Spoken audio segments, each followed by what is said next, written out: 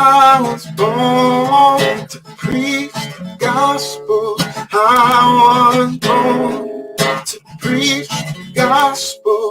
I was born to preach the gospel. And I sure do love my job. Yeah. I was born to preach the gospel.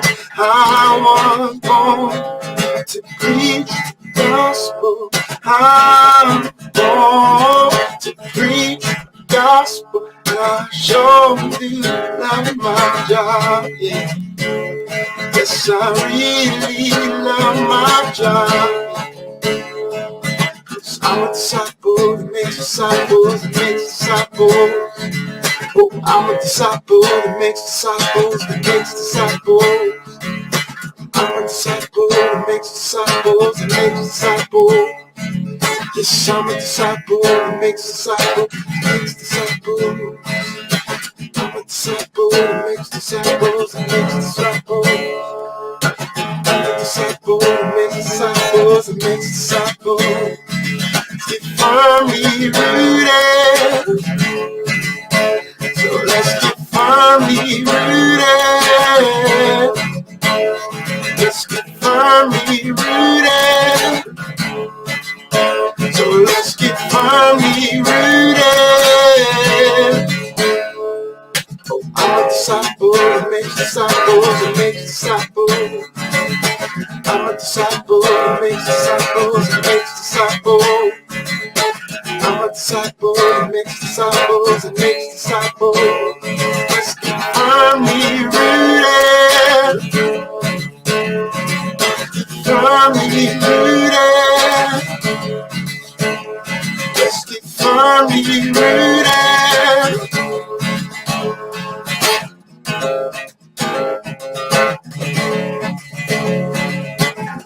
Yeshua, Yeshua, Yeshua, Yeshua, Yeshua, Yeshua.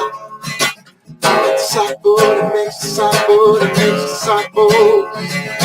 We're disciples that make disciples, that make disciples.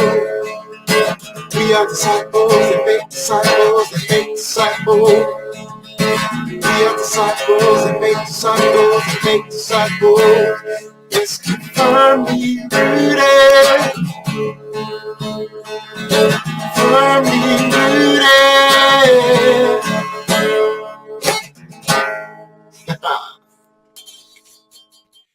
Good morning, Firmly Rooted family. Pastor Tom, Firmly Rooted Ministries here at the office. It's Wednesday morning, and we're looking at Mark chapter 15. Jesus has breathed his last, and he is now going to be buried. And we've got that as our reading for today. We've got a few people that are popped on here. Vivian Davis, good morning. Pamela, good morning. Even I'm, Tom Donnelly, good morning, family. Bert Reggiani, good morning. Julie, good morning. Good morning. I was hoping Pastor Grigsby was going to be on. I want to give him a hard time. So sometimes he gives me like one verse to do, and the men's devotion, he gave me 14 verses in 1 John chapter 4, which is the love chapter. And I've preached whole sermon series on those verses. And so it was tough. It was tough, but we got it done. Barbara Beach, good morning. Good morning. All right, so Jesus has breathed his last, right? And we talked about the fact that the centurion, a Roman centurion, responds, surely this was the Son of God, right? Not based on a sermon or someone sat down and had a coffee with him and shared the gospel with him, but just simply watching Jesus die. Watching Jesus die convinces the Roman soldier that this is not an ordinary individual. And matter of fact, he's the Son of God. With his last phrase being, Father, into your hands I commit my spirit, right? And just prior to that, it is finished. The price is paid. Well, Jesus breathed his last. And you recall he dies on Friday. But remember, in the Jewish calendar, Saturday, the Sabbath day, begins at sunset. So from 12 until 3, you've got darkness. Jesus dies around 3 or 4 o'clock, and now you've got to hurry up and get these bodies off the cross prior to the beginning of the Sabbath. So the rush is on. So as you know, they break the legs of 2 of the thieves, but they don't have to break Jesus's legs because he's already dead. And to prove that, a Roman soldier pierces him with a spear, and out comes water and blood, sign of his death and suffocation, actually. It was the preparation day, that is, the day before the Sabbath. So as evening approached, Joseph of Arimathea, a prominent member of the council, who was himself waiting for the kingdom of God, went boldly to Pilate and asked for Jesus' body. Nicodemus is not the only Sanhedrin member that is wrestling with Jesus, bothered by Jesus, even maybe leaning towards believing in Jesus. Joseph of Arimathea was a wealthy, prominent member of the Sanhedrin who himself was waiting for God's kingdom. He goes to Pilate and he asks for Jesus' body. Pilate was surprised to hear that he was already dead. Summoning the centurion, he asked if Jesus had already died. When he learned from the centurion that it was so, he gave the body to Joseph. So Joseph bought some linen cloths, took down the body, wrapped it in linen, and placed it in a tomb cut out of a rock. And you'll also know from another gospel or two that Nicodemus joined him as they wrapped this body up and got it into the tomb before sunset, before the Sabbath would begin.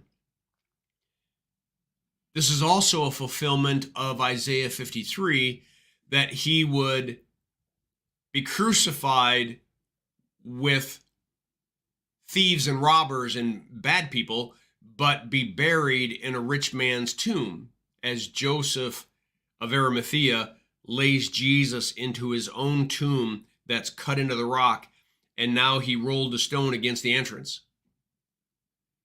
Mary Magdalene and Mary, the mother of Joseph, saw where he was laid. The ladies kept watching. We talked about that yesterday. The women just couldn't leave Jesus alone after all that he had done for them. And so they just keep watching. And it's on Easter morning that they're going to come back to this same place and find this tomb, the stone rolled away, find the tomb empty, have experiences with angels, and ultimately Jesus himself. But isn't it interesting that Jesus had an effect on a Roman soldier, and he also had an effect on 2 of the individuals that were part of the Sanhedrin that voted that he should be crucified?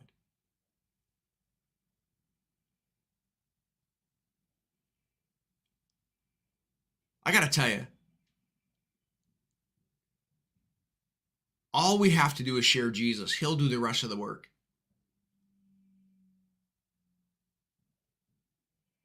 We think that we're worried about what we're going to say. Maybe we'll say the wrong words, and maybe this and maybe that, and it's not about us. Jesus is the Word made flesh. He's powerful enough to get it done. If Joseph of Arimathea solidifies his faith in Jesus at the crucifixion, if a Roman soldier does, if Nicodemus does, if a thief on the cross does, no sermons, no fancy talks, just watching Jesus was enough. Have you ever thought about the fact that you don't have to convince someone to become a believer in Jesus? You just have to introduce them to Jesus. Jesus will do the convincing. Jesus will do the persuading. All right, that's what I have for you. Pastor Grigsby is going to get us into Easter as he jumps into the next part of Mark chapter 16, and then the Jacksons and Steve Drew will be picking up Friday. So I'll be seeing all of you next week. Hope that this devotion was a blessing to you. Julie, I think I said good morning to you already, but good morning again. Barbara Beach, good morning. Facebook user, I'm not sure exactly who you are, but you might be Ed Pila. I hope that this devotion was a blessing to you. Have a great day. Make it a firmly rooted day, and may someone see Jesus in us today. Peace.